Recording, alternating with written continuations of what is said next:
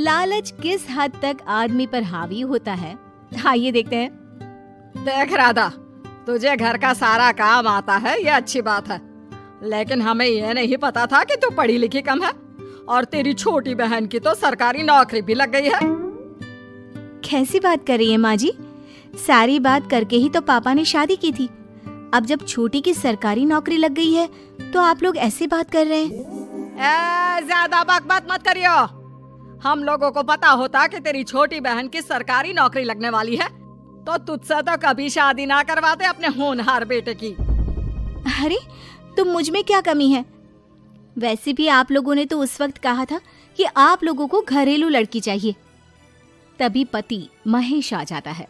देख राधा, 100 की सीधी एक बात बता देता हूँ, तू जा और अपनी बहन को बोल कि उसे यहाँ रहकर अपनी कमाई हम लोगों को देनी होगी जब तक हमारे सारे कर्जे उतर नहीं जाते, नहीं तो तू अपना बोरिया बिस्तर बांध और निकल मायके। राधा पति की बात सुनकर हैरान रह जाती है। दिमाग है भी क्या आप लोगों के पास? क्या बोले जा रहे हैं? साली को घर पर रखेंगे? अरे मोहल्ला समाज क्या कहेगा? और माना पिताजी को उसके पैसों की जरूरत नहीं है, लेकिन वो अपनी कमाई आप लोगों को क्यों देगी? अरे क्योंकि हम लोगों के ऊपर कर्जे हैं, समझी? या तो तू कमा कर ला या अपनी बहन को बोल कि अपनी बहन का घर बचाना चाहती है तो यहाँ आकर रहे। सभी मिलकर राधा को घर से निकाल देते हैं। राधा भी कहाँ जाती, मायके जाकर रोने लगती है। छोटी बहन मीना कहती है, अरे क्या हो गया दीदी, कितना पैसा मांग रहे हैं? अरे अभी दे देते हैं ना, रो मत, अब तो मेरी भी नौकरी है। लेकिन राधा तो रोए ही जा रही थी। नहीं नहीं, इस बार लगता है उन लालची लोगों ने कुछ और ही डिमांड रखी है, वरना राधा इतना ना रोती। क्यों बेटी, क्या हुआ है? माँ पिताजी, इस बार जो उन लोगों ने मांगा है ना, वो सुनकर तो आप लोगों के पैरों के नीचे से जमीन खिसक जाएगी। ऐसा क्या मांगा है दीदी? तुझे मांगा है।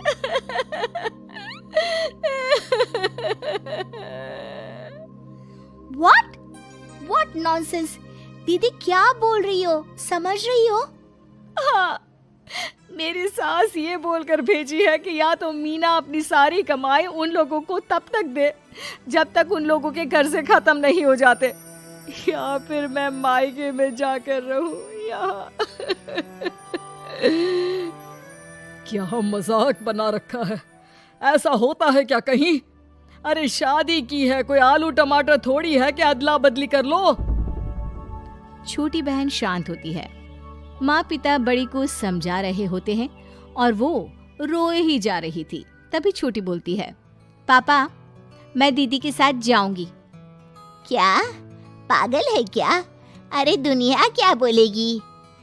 माँ वो लोग सिर्फ मेरे पैसे चाहते हैं ना। अरे वो तो वो लोग यहाँ से भी ले सकते थे छोटी, फिर वहाँ क्यों बुला रहे हैं तुझे? माँ वो कह रहे थे कि हमें पता होता कि छोटी की सरकारी नौकरी लग जाएगी तो उसी से करवा देते उनके होनहार बेटे की शादी। हाँ, और मैं जैसे उस लपड़गंजू से शादी कर लेती। लपड़गंजू? अगर वो लपड़गंजू है तो मेरी शादी क्यों करवा दी? मैं नहीं जाने वाली वापस। अरे क्योंकि तू बेवकूफ है, तुझे जवाब देना नहीं आता। चल मेरे साथ। उन लोगों को लगता है ना साली पूरी घरवाली, तो अब देखिए साली का जलवा। और शादीशुदा बेटी को पिता भी कितना घर बिठाते। उसके ससुराल जाते हैं दोनों बेटियों के साथ। आइए आइए, ले आए अपनी कमाओ बेटी, ये अच्छा किया। समझदार आदमी की पहचान यही तो होती है। मुझसे बात करिए ना, मैं रहने आ रही हूँ इस घर में, तो मेरी कुछ शर्तें रहेंगी। अरे वाह जी वाह, बहन के ससुराल में भी शर्तें? अरे और क्या, आप लोगों को मेरे पैसे चाहिए, दीदी घर का काम करेगी, इतना सब मिल रहा है। वैसे आप तो जानती हैं, बाजार में बिना शर्तों के तो एक पॉलिसी भी नहीं मिलती है।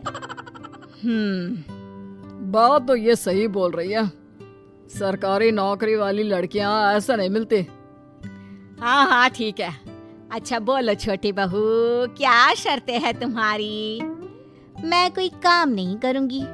कैसी बात कर रही हो छोटी बहू, तुम नौकरी करोगी? अरे लाखों कमाओगी कि घर का काम करोगी? घर के कामों के लिए है ना ये बड़ी। दूसरी शर्त, मुझसे कोई बदतमीजी से या ऊंची आवाज में बात नहीं करेगा। अरे कैसी बात कर रही हो तुम तो ख्वाबों की रानी हो। शट अप जीजा जी। साली से मजाक करना अलग बात है, लेकिन याद रहे साली बहन होती है बीवी की, और बीवी की बहन यानी आपकी बहन। माँ ये क्या बोल रही है? बहन। अरे ना बेटा, मैं हूँ ना, बात करती हूँ ना, रो मत बच्चा, रो मत। खैर, पिता दोनों बेटियों को छोड़कर चले जाते हैं। अगली सुबह, अरे सरला, जल्दी से मेरा और तुम्हारी बहन का खाना पैक कर दो, हम लोग ऑफिस के लिए निकल रहे हैं। लेकिन सरला तो सोफे पर बैठकर टीवी देख रही होती है। देखो जी, मेरी बहन पैसे कमा रही है तो मैं क्यों काम करूं? याद है ना मम्मी जी क्या बोलती थी कि मेरा बेटा पैसा कमा रहा है, तब सारा काम मैं करती थी। अब मेरी बहन कमा रही है तो मैं भी काम नहीं करूंगी। हाँ। अरे साली साहिबा, चलिए ना, मैं आपको दफ्तर छोड़ देता हूँ। क्या रेपुटेशन बनेगी हमारी। हाँ हाँ जीजा जी, चलिए, आज आपकी ये इच्छा भी पूरी कर देते हैं। छोटी के ऑफिस में, अरे ये कौन है? तेरे जीजा जी है ना? ये कैसे तुझे छोड़ने आ गए? अरे वो अब ना मेरे पास ही रहती है। सभी एक दूसरे की तरफ देखने लग जाते हैं। हाँ, वो क्या है ना, दीदी तो पता है घरेलू महिला है, जीजा जी के कर्जे ज्यादा हैं और पढ़े लिखे इतने हैं नहीं कि कुछ अच्छी कमाई कर पाए, तो मेरी कमाई रखते हैं। बस जैसे ही इन लोगों का कर्जा खत्म हो जाएगा, मैं अपने घर चली जाऊंगी। पास खड़े जीजा जी का मुंह बन जाता है। घर आकर, छोटी, तुम ये क्या बकवास कर रही थी? ये सबको बताने की क्या जरूरत थी? अरे जीजा जी, आप खुलेआम सबको ये कहे कि साली आजकल मेरे साथ रहती है, तो लोग क्या सोचेंगे आप जानते हैं ना? अरे उससे कुछ मत बोलना बेटा, चल मेरे साथ, तुझे ना बाजार का डोसा खिलाती हूँ। चल चल चल। हाँ दीदी, तैयार हो जाओ, डोसा खिला रही हैं आंटी जी। तीनों जा रही होती है कि पास मोहल्ले की कुछ औरतें वहाँ पर जमा रहती है। अरे लाजो बहन, बहू की बहन यहीं रह रही है क्या? हाँ हाँ, इसे भी रख लिया है। अब आप तो जानती ही हैं कि हम लोगों का दिल कितना बड़ा है। जी, इन लोगों का दिल उतना ही बड़ा है जितना इन लोगों का कर्जा। अब बेचारी बुढ़िया का बेटा लायक तो है नहीं, और बहू की बहन की सरकारी नौकरी, तो ले आए घर अपने। इनका कर्जा अब मेरी कमाई से ही तो खत्म होगा ना। सबके सामने सास की भी बेइज्जती हो जाती है। घर आकर सास और बेटा दोनों छोटी पर बरस पड़ते हैं। बस, मैंने कहा था मुझ पर कोई नहीं चिल्लाएगा, मैं जा रही हूँ अब। अरे लेकिन, अरे जाने देना माँ, मुझे एक बात समझ में आ गई है, अगर हमें खुद पर विश्वास हो तो अपनी समस्याओं को हम खुद सुलझा सकते हैं, फिर हमें किसी की जरूरत नहीं है।